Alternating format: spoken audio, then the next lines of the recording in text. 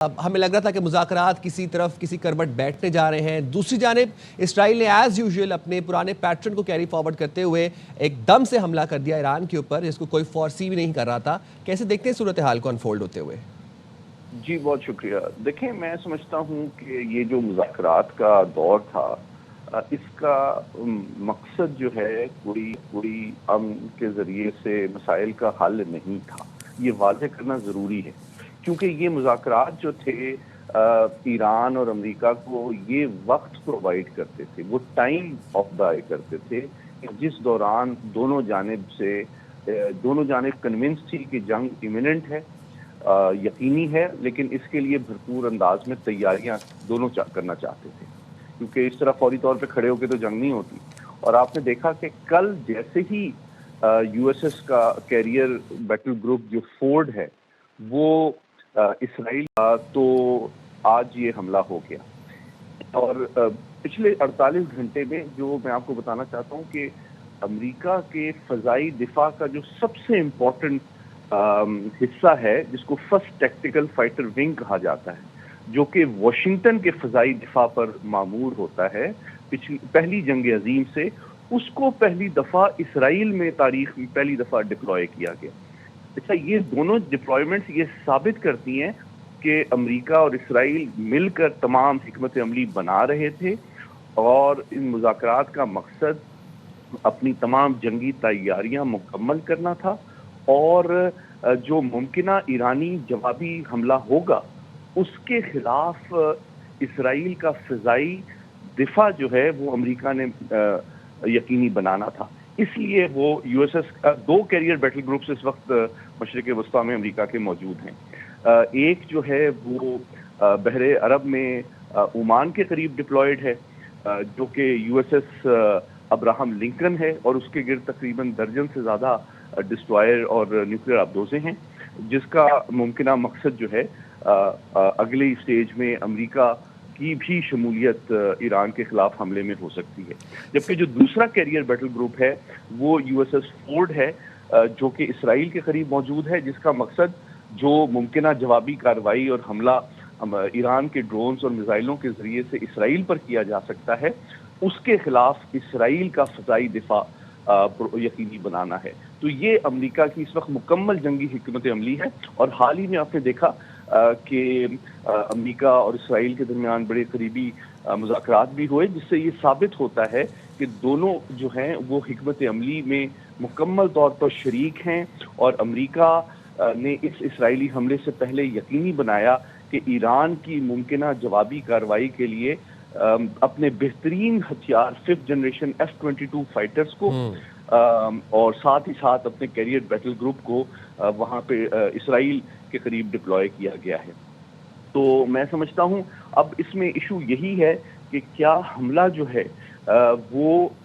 جو کیا جا رہا ہے وہ یقینی طور پہ فضائی حملہ ہوگا. تو اگر یہ, اور دوسری بات میں آپ کو یہ بھی بتانا چاہتا ہوں, ایران 1000 کلومیٹر سے زیادہ دور ہے بہت ایران اسرائیل سے, اس لیے اسرائیلی طیاروں کا ممکن نہیں ہے کہ وہ ایران تک تیل سے اور ہتھیاروں, بموں اور میزائلوں سے لیس ہو کے ایران تک پہنچیں اور پھر واپس اسرائیلی بیسز تک پہنچ سکیں بغیر امریکی مڈ ایئر ریفیولنگ فیسلٹی کی. اور یہ جو مڈ ایئر ریفیولنگ فیسلٹی ہے یہ یقینی طور پہ ہم دیکھ رہے تھے پچھلے 2 ہفتے میں کہ درجن سے زیادہ امریکی جو ایسے ٹینکرز ہیں جو کہ پرواز کے دوران ان لڑاکا طیاروں کو ایندھن پرووائڈ کرتے ہیں, وہ مڈل ایسٹ میں امریکہ کے 19 بیسز پر ڈپلوائے کیے جا رہے تھے. تو یہ تمام جو حکمت عملی ہے یہ ثابت کرتی ہے کہ یہ حملہ مکمل طور پر امریکی معاونت, شرکت اور مدد سے کیا جا رہا ہے اور مرضی سے کیا جا رہا ہے. کیونکہ اگر یہ حملہ ممکنہ طور پہ اسرائیلی فضائیہ نے کیا ہے تو اسرائیلی فضائیہ کو یقینی طور پہ مکمل امریکی جو مڈ ایئر ریفیولنگ کی سہولت ہے وہ دستیاب ہے, ان کو فضا میں امریکی ایندھن ملتا ہے, اور پھر اسی ایندھن کے ذریعے سے وہ واپس اسرائیل تک پہنچ سکیں گے. تو یہ اس وقت انیشیل میری اسسمنٹ ہے اس حملے کے حوالے سے. سید محمد علی صاحب، عمانی وزیر خارجہ نے اس بات کو کنفرم بھی کیا تھا، تصدیق بھی کی تھی کہ ایران امریکہ جوہری مذاکرات میں بڑی پیش رفت ہوئی ہے۔ ایران نے اس بات کو مانا ہے اور کنفرم کیا ہے کہ ایران میں جو افزودہ یورینیم ہے، ایران اس کے ذخائر کو کم کرے گا، IAEA کو مکمل رسائی دے گا، افزودہ یورینیم جو موجود ہے ایران کے پاس اس کو ایندھن میں کنورٹ کرے گا۔ آفٹر آل آف دیٹ ہمیشہ کی طرح میں دیکھا کہ اسرائیل نے ایک دفعہ پھر سے آ کے مذاکرات کو سبوتاژ کیا، جب مذاکرات بہت کلوز تھے ڈیل ہونے میں۔ آفٹر دس اسرائیلی اٹیک خطے کی سچویشن اب کس طرح انفولڈ ہوتے ہوئے دیکھ رہے ہیں؟ اچھا دیکھیں، میں حقیقت میں آپ کو بتانا چاہوں گا کہ میں ان مذاکرات کے حوالے سے، چونکہ میں ان معاملات کو تقریباً 20 سال سے قریبی سے دیکھ رہا ہوں، تو میں جانتا ہوں کہ ان مذاکرات کے کامیاب ہونے کے امکانات 2-3 وجہ سے کوئی زیادہ روشن نہیں تھے۔ اچھا۔ اور اس کی وجہ یہ تھی کہ جو مذاکرات کا بنیادی ایجنڈا تھا اس پر ایران اور امریکہ میں اتفاق رائے نہیں پایا جاتا تھا۔ آؤٹ کم اور فیصلہ تو دور کی بات ہے، مطلب یہ مذاکرات صرف ایران کی ایٹمی افسودگی کے حق کے حوالے سے یا اس تک محدود نہیں تھے، بلکہ اس کا جو دوسرا پہلو ہے، امریکہ کی خواہش تھی کہ ایران مکمل طور پر افسودگی کے جو انٹرنیشنل اٹامک انرجی ایجنسی اس کو دیتی ہے اس سے بھی محروم ہو جائے، اور ساتھ ہی ساتھ اپنے میزائل بنانے کی جو صلاحیت ہے اور جو مختلف متحرک تنظیمیں ہیں مشرق وسطیٰ میں ان کی سرپرستی سے بھی ہاتھ کھینچ لے۔ تو ایران نے کبھی بھی یہ جو باقی دونوں ڈیمانڈ تھیں اس کے حوالے سے بات کرنے سے معذوری ظاہر کی تھی اور اس کو مکمل طور پہ ایجنڈے سے حذف کرنے پہ زور دیا تھا۔ تو ہاں، البتہ یہ ہے کہ دونوں جانب یہ جو چند ہفتے مذاکرات میں لگے ہیں، اس نے امریکہ کی سائڈ سے بھی، اسرائیل کی سائڈ سے بھی اور ایران کو بھی یہ وقت پرووائڈ کیا ہے کہ اگر روس اور چین سے کچھ ایئر ڈیفنس سسٹم اور مزید میزائل وغیرہ ایران تک پہنچ سکیں تو وہ ایران کی جوابی کارروائی یا اپنے فضائی دفاع کے نظام کو کسی حد تک بہتر بنانے میں مدد دے سکتے ہیں، اور یہ وقت خود اسرائیل نے بھی استعمال کیا امریکہ کے مزید ہتھیار اور سپورٹ جو ہے وہاں تک پہنچ سکے۔ ورنہ حقیقت پسندانہ انداز میں ان مذاکرات کے کامیاب ہونے کے امکانات افسوس سے میں کہتا ہوں میں اس وقت بھی پچھلے 2-3 ہفتے میں زیادہ روشن نہیں دیکھ رہا ہوں۔ اچھا سید محمد علی صاحب، جو اسرائیل کا جنگی جنون ہے یہ امریکہ کی حمایت کے بغیر تو ممکن نہیں ہے۔ ایک بات تو یہ ہے کہ جیوگرافیکلی اٹس ناٹ پاسبل کہ اسرائیل ایران کے اوپر ڈائریکٹ حملہ کرے without the American mid air refuelling facility, and secondly ہم پچھلے کچھ ہفتوں سے دیکھ رہے ہیں کہ ایک پیٹرن ڈیولپ ہو گیا کہ جب امریکہ اپنا بھاری سے بھاری آرسنل، اپنا ویپنری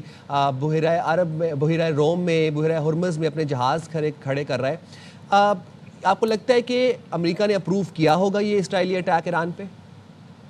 جی دیکھیں، میں نے آپ کے سامنے حقائق رکھے ہیں۔ پچھلے چند ہفتوں میں جو جس نوعیت کی امریکہ کی اور اسرائیل کی جنگی تیاریاں ہیں اور تھیں، وہ بالکل اوپن سورس انٹیلیجنس کی بیسس پہ واضح اور ثابت کر دیتی ہیں کہ یہ جو حملہ ہے مکمل امریکی اجازت، معاونت اور مشترکہ حکمت عملی کے نتیجے میں کیا گیا ہے۔ دیکھیں، پہلی بات تو میں آپ کو بتا دوں کہ اگر آپ مجھ سے جاننا چاہتے ہیں، اسرائیل کے پاس کوئی میزائل اور طیارہ لڑاکا ایسا نہیں ہے جو کہ ایران کے خلاف استعمال کیا جا رہا ہو یا کیا جا سکتا ہو جو امریکہ نے پرووائڈ نہ کیا ہو۔ پہلی بات تو یہ، غزہ کے اوپر جو ہر بم جو 70,000 شہادتوں کی وجہ بنا ہے وہ امریکہ کا پرووائڈڈ ہے۔ آپ کو اگر کمپیریزن کرنا ہے تو آپ کو یاد کرنا چاہیے کہ جب ہم امریکہ کے قریبی حلیف اور اتحادی تھے 1965 کی جنگ میں، تو ہمارے اوپر تو اندھیری رات پہ بھارت میں، جو کہ سوویت یونین کا اتحادی تھا، اس نے حملہ کر دیا تھا، تو امریکہ نے تو ہمارے اسپیئرز اور ہتھیار بند کر دیے تھے۔ ان کے خیال میں جنگ بندی اور امن کو ممکن بنانے کا طریقہ یہ ہے کہ اپنے حلیف کے ہتھیار اور سپورٹ اور اسپیئرز بند کر دیے جائیں۔ تو کیا امریکہ پچھلے 3 سالوں میں اسرائیل پر یہ دباؤ نہیں ڈال سکتا تھا کہ کم از کم ہمارے پرووائڈڈ ہتھیار آپ معصوم سویلین آبادی کے خلاف استعمال نہ کریں؟ تو یہ حقیقت ہے جس کو ہمیں اگنور نہیں کرنا چاہیے۔ تو اجازت تو بہت چھوٹا سا ورڈ ہے، وہ ہر وہ ہتھیار جو غزہ میں استعمال کیا اسرائیل نے وہ امریکہ کا پرووائڈڈ ہے۔ ہر وہ ہتھیار جو ایران کے خلاف آج استعمال کیا جا رہا ہے، ہر وہ طیارہ وہ امریکہ کا پرووائڈڈ ہے۔ اور آپ کو یاد ہوگا جب ہم نے بلاک 52 جدید ترین F-16 طیارے مشرف صاحب کے دور میں امریکہ سے حاصل کیے تو بھارتی لابی یہ تشویش کا اظہار کرتی تھی واشنگٹن میں کہ جناب یہ تو کہیں بھارت کے خلاف استعمال نہ ہو جائے. تو بھائی ہم نے خالی 23 مارچ کو فضائی مظاہرے کے لیے F-16 خریدنے ہیں. ظاہری بات ہے ہمارا سب سے بڑا دشمن بھارت ہے, اسی نے ہم پہ حملہ کرنا ہے تو ہم نے اپنی فضائی دفاع کے لیے حاصل کر رہے ہیں نا. تو آپ ان تضادات کو میں سمجھتا ہوں ہمیں اگنور نہیں کرنا چاہیے کہ جس طرح سے مکمل سرپرستی اور پشت پناہی امریکہ کی بلکہ حوصلہ افزائی وہ جب تک شامل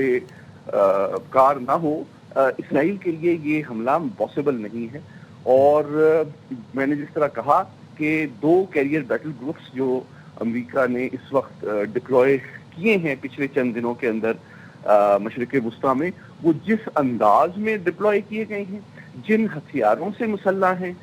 جس جگہ ڈپلوائے کیے گئے ہیں, وہ بذات خود اس بات کا بین ثبوت ہے کہ اس جارحیت اور ممکنہ اس ایرانی جوابی حملے کے مدافعت کے لیے مکمل طور پر امریکی بحریہ اور امریکی فضائی قوت اس وقت مشرق وسطیٰ میں موجود ہے. میں آپ کو بتانا چاہتا ہوں کہ جاپان, جرمنی, برطانیہ, بلکہ خود امریکہ کے دارالحکومت واشنگٹن کے فضائی دفاع پر معمور جو لڑاکا اسکواڈرنز اور طیارے ہیں وہ پچھلے 3 ہفتوں میں اسرائیل اور مشرق وسطیٰ پہنچائے گئے ہیں اسرائیل کے فضائی دفاع کے لیے. تو اس کا مطلب ہے کہ امریکہ کو پتا تھا کہ یہ اسرائیل کیا کرنے جا رہا ہے اور جوابی کارروائی یقینی طور پر بڑی سخت اور بڑے پیمانے پہ ایران کر سکتا ہے. تو اس کے نقصان سے ایران کو بچانا امریکہ کی پالیسی بالکل واضح ہے, اور جس کا ثبوت جو ہے اتنے بڑے پیمانے پہ اپنی بحریہ اور اپنے لڑاکا طیاروں کو مشرق وسطیٰ میں ڈپلوائے کرنا تھا. اور ابھی جو ان کا aircraft carrier USS Ford تھا وہ وینیزویلا میں ابھی آپ کو جانتے ہیں کہ انہوں نے حکومت کس طرح رجیم چینج کی ہے, تو اس آپریشن میں انوالو تھا. اب آپ دیکھیں راتوں رات پچھلے 2 ہفتے کے اندر کہاں اٹلانٹک اوشن ہے وہاں سے اس کو فوری طور پر حکم دیا گیا چند ہفتے قبل USS فورڈ کو کہ جناب آپ مشرق وسطیٰ میں پہنچیں. تو ان کے جو 4800 عملے کے ارکان ہیں ان کو تو بیچ میں چھٹی تک نہیں دی گئی, اور وہ بھاگوں بھاگ جو ہے وہاں سے وینیزویلا کے پاس سے ان کو اسرائیل پہنچنے کا حکم دیا گیا. تو یہ حکم جب 2 ہفتے پہلے اگر دیا گیا تو اس کا مطلب ہے کہ یہ حکمت عملی اور فیصلہ تو بہت پہلے ہو چکا تھا کہ اسرائیل نے یہ حملہ کرنا ہے, بس ان کو فوری طور پہ وہاں پہنچایا جائے تاکہ اسرائیل کا فضائی دفاع کیا جا سکے. یہ وہ میں آپ کے سامنے حقائق رکھ رہا ہوں جس سے یہ چیز بالکل واضح اور ثابت ہوتی ہے کہ امریکہ کی اجازت, مرضی اور سپورٹ کے بغیر میں سمجھتا ہوں اتنے بڑے پیمانے پہ یہ حملہ پاسبل نہیں تھا. ٹھیک ہے, ایک بات تو ہم اسٹیبلش کر چکے ہیں کہ امریکہ کی سپورٹ کے بغیر یہ حملہ ممکن نہیں تھا اسرائیل نے جو کیا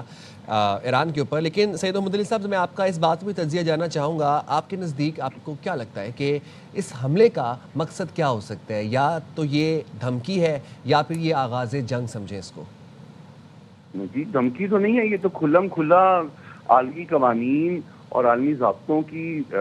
کھلم کھلا خلاف ورزی ہے کہ آپ بغیر کسی وجہ کے دوسری دفعہ اسرائیل نے ایران پر حملہ براہ راست کر دیا ہے. بھئی ایران نے کون سا براہ راست روایتی جنگ چھیڑی ہے اسرائیل کے خلاف آج تک؟ یہ تو انہوں نے حملہ کر دیا ہے. اب تو اعلان یا دھمکی کی تو بات نہیں ہے, اس کے تو میں سمجھتا ہوں بڑے اہم مقاصد ہیں. ہاں اب جو بہت اہم سوال ہے ہمارے سامنے وہ یہ ہے کہ جو حملہ کیا گیا ہے اس کے اہداف کیا ہیں؟ کیا اس کے اہداف جو ایران کے ایٹمی تنصیبات کے مکمل خاتمے تک محدود ہیں, یا وہ ایران کی سیاسی اور فوجی قیادت کو بھی نشانہ بنا رہے ہیں؟ اور ان اہداف کا چناؤ یہ ثابت کرے گا کہ اس جنگ کے امریکی اور اسرائیلی مفادات اور مقاصد اصل میں کیا ہیں. کیونکہ اگر یہ جس طرح امریکی مبصرین بات بھی کر رہے تھے پچھلے چند ہفتوں سے کہ ایران کی سیاسی قیادت کو نشانہ بنایا جاتا ہے یا ان کی فوجی قیادت یا پاسداران انقلاب کے کمانڈرز کو نشانہ بنایا جاتا ہے تو اس سے ثابت ہوگا کہ براہ راست یہ ایک ملٹری انٹرونشن ہے کہ وہاں کی سیاسی قیادت کو کمزور کیا جائے۔ اب اس میں یہ بھی دیکھنا ہے کہ جو بیانیہ مغربی میڈیا اور ساتھ ہی ساتھ جو موجودہ سیاسی قیادت کے مخالفین ایران کے اندر اور مغربی دنیا میں موجود ہیں وہ اس میں اپنا کیا رول پلے کرتے ہیں۔ کیا دوبارہ سے جس طرح ایران نے کہا تھا کہ موساد اور امریکی انٹیلیجنس جو ہے وہ وہاں پہ انسٹیبلٹی کو، عدم استحکام کو اور مظاہروں کو ہوا دینے کی کوشش کر رہی تھی، کیا ان حملوں کے دوران بھی اس طرح کے واقعات سامنے آتے ہیں تو پھر اس سے یہ حکمت عملی مزید واضح ہو سکے گی کہ اس حملے کے مقاصد کیا ہیں۔ کیا صرف ایران کے ایٹمی صلاحیت کا مکمل خاتمہ ہی ایک محدود مقصد ہے یا ان کی سیاسی اور فوجی قیادت کو بھی وہ نشانہ بناتے ہیں اور پھر امریکی میڈیا اور اسرائیلی میڈیا اور ساتھ ہی ساتھ جو اس کے ایرانی حکومت کے مخالفین ہیں وہ کیا طرز عمل اپناتے ہیں۔ کیا آپ دوبارہ سے بڑے پیمانے پہ مظاہرے دیکھتے ہیں اور رجیم چینج کی کال دیکھتے ہیں تو اس سے پھر یہ بات ہمارے سامنے زیادہ واضح ہو سکے گی کہ اس جنگ کے مقاصد کیا صرف ایران کے ایٹمی صلاحیت کا مکمل خاتمہ ہے یا وہاں کے سیاسی نظام میں تبدیلی بھی امریکہ اور اسرائیل کا مقصد ہے۔